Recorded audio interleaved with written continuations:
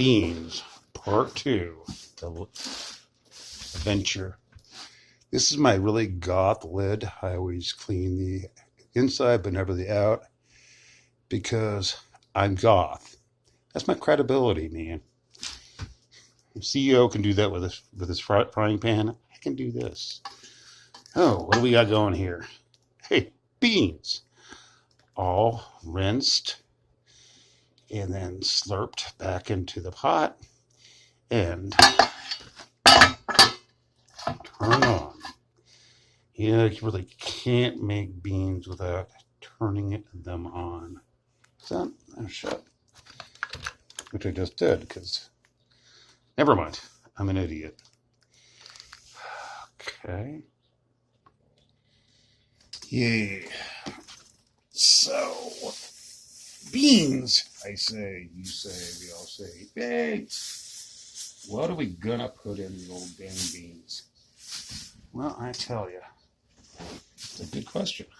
Number one, a couple of these here onions. Yep. You can buy the white, you can buy the yellow. The yellow is, I don't know, for my money, the best flavor. And they're also cheap. So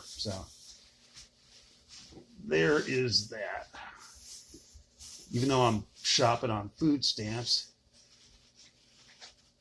still kind of have to conserve. And here we go. Little baby peppers. Little baby ones.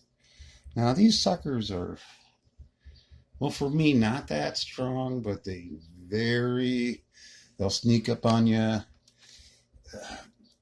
You might get one really, really, really hot pepper in a bag that will even gag me. And I'm not like Cobra with the machismo and stuff. I grew up around Mexican food. And I know what I like. I know it's too much. Sometimes it's so hot that you can't taste it. It's a complete thorough waste. And those idiots who do challenges. Yeah, challenges are cool, but not the hot food ones. That's just stupid. And we got some Roma tomatoes, also known as plum. My favorite. That's the only kind of tomato I really ever buy is these babies because they're good for, I think, everything. And hey, they're pretty cheap too. In season. Luckily, I live in an agricultural area, and stuff is generally pretty fresh. And Mexicans don't spend too much on food, so the prices stay down a little lower. Say, but people in the poor neighborhoods can't get good produce because oh no, you can if people actually are willing to pay for it. If you want good food, people will sell it to you. But if there's no demand, you're gonna eat shit, and your kids are gonna get diabetes and whatnot. I know.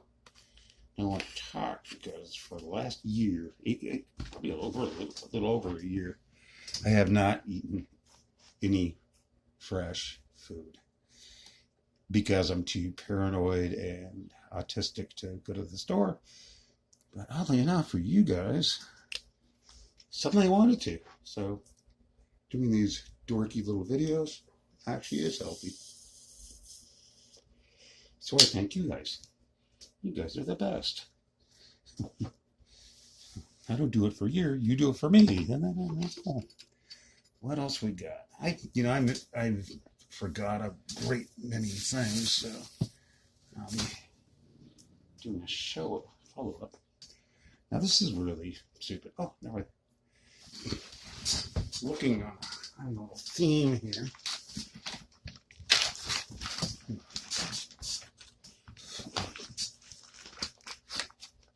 Penis food.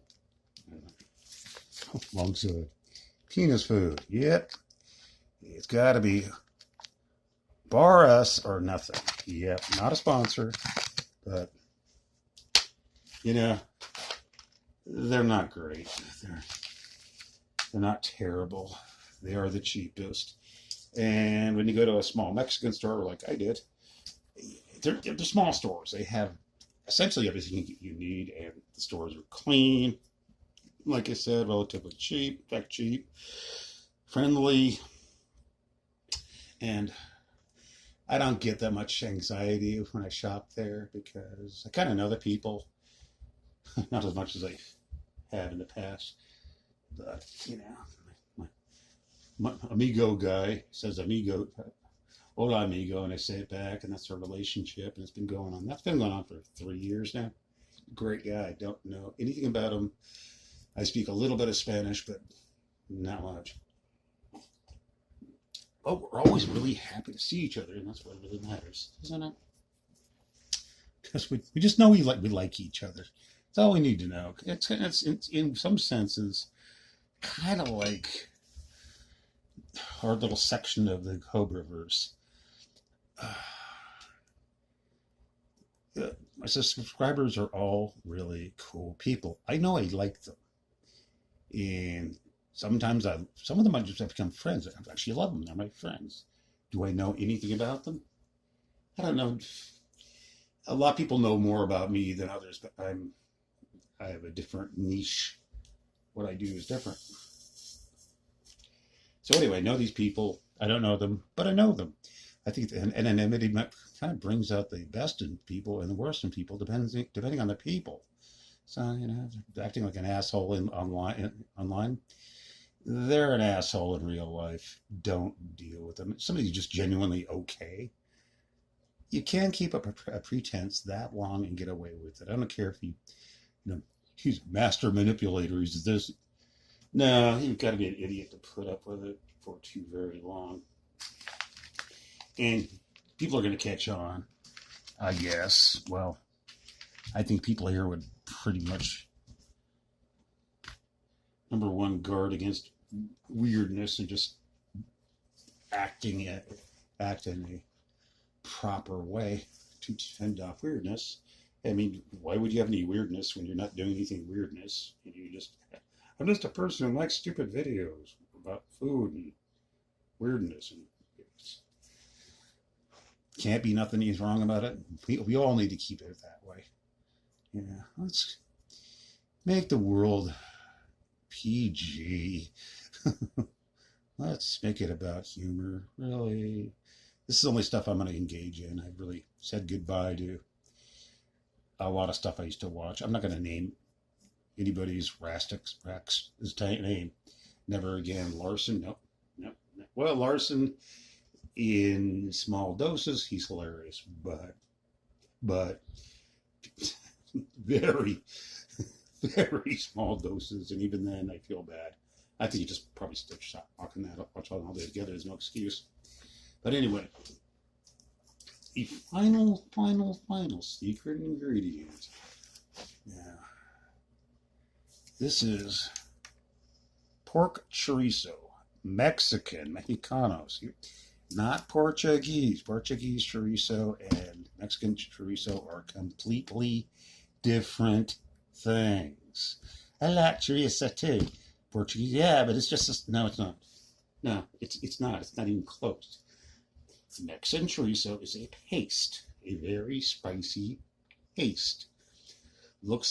Pretty much looks like if you squeeze out the tube, it looks like somebody pooping a lot. You got to make that joke every time around other people. Like, haha, it's poop. Ah. But this stuff, usually it's cooked in eggs. I don't do it that way. When I'm making beans, I'll just, stir it into the hot stuff, and it just breaks down and just adds a lot of flavor and quite a bit of color too. And it's $1 a tube. Kids, I like the pork better than the beef. No, you can't even find the beef here because, again, I go by Mexican cooking tastes, and they eat a lot of pork. I eat a lot of pork. They like the cheapest. I like the cheapest, and they're really. I There may be nine vegans in my city right now. Yeah, it's nothing against, well, nothing against vegans at all, but tough shit. Go shop somewhere if you got problems. Anyway, that's my